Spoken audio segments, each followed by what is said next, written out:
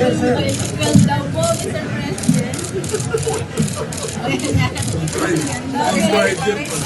Bagay na ikinagalit naman ng taong bayan. Nakita natin yung interview niya kahapon, pinagtawanan lang tayo. Issue yon, hindi pa pwedeng you just laugh it off or you just ignore it. Kailangan talaga harapin din. Problema kung ngayon ay gumagamit kayo, ayun ang magiging problema. Kaya hindi rin masisisi ang publiko kung bakit hindi pa rin ito tumitigil sa panawagang magpa-drug test si Marcos Jr.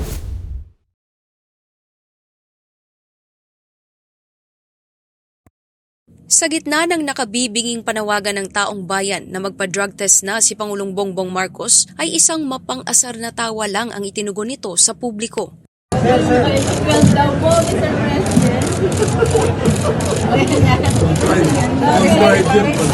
Bagay na ikinagalit naman ng taong bayan. Nakita natin yung interview niya kahapon, pinagtawanan lang tayo.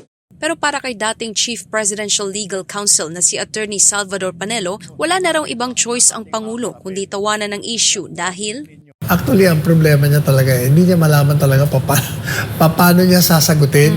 Mahirap talaga. tawa na lang. Siguradong you're dumb if you do, dumb if you don't. Ganon ang problema niya ngayon. Talagang wala siyang mapuntahan. Kung baga para siyang in a tightrope, maglalakad nagbabalay. Ano kaya, mahulog ba ako dito? O yan ang nangyayari sa kanya. Araw ng Martes, 7 ng Mayo nang isagawa ng Senate Committee on Public Order and Dangerous Drugs sa pangunguna ni Senador Ronald Bato de la Rosa ang pangalawang pagdinig ng Senado patungkol sa Philippine Drug Enforcement Agency o PDEA leaks, ang issue na nasasangkot kay Marcos Jr. sa paggamit ng iligal na droga. Sinabi ni Attorney Panelo na hindi naman na-issue pa kung lehitimo ba o hindi ang leaked PDEA classified documents. The issue is already resolved na yung dokumento talagang henyo, Chen. Wala nang duda doon. Wala pa yung Maricel Soriano eh. Kaya magiging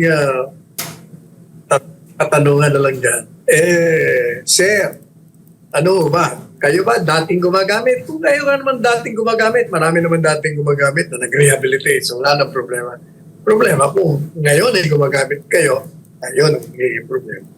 Nilinaw naman ni Attorney Panelo na hindi dapat gumawa ng konklusyon ang taong bayan dahil lang sa mga dokumentong yun. Subalit questionable pa rin para sa taong bayan ang resulta ng naging drug test ni PBBM na nagtagal lang ng mahigit 2 minuto, lalo na't kung ito ikukumpara sa drug test result ni Vice President Sara Duterte na nagtagal naman ng halos 4.5 oras at mas detalyado pa. Kaya hindi rin masisisi ang publiko kung bakit hindi pa rin ito tumitigil sa panawagang magpa-drug test si Marcos Jr. Sa huli, sinabi ni dating Chief Presidential Legal Counsel Na the only way to resolve that, harapin na ni Presidente Marcos Jr.